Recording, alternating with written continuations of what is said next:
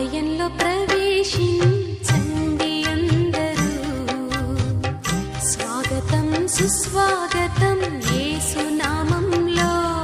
మీ బ్రతుకులో పాపము కలతలా, మీ హృదయంలో బాధల కన్నీరా, మీ వంటివా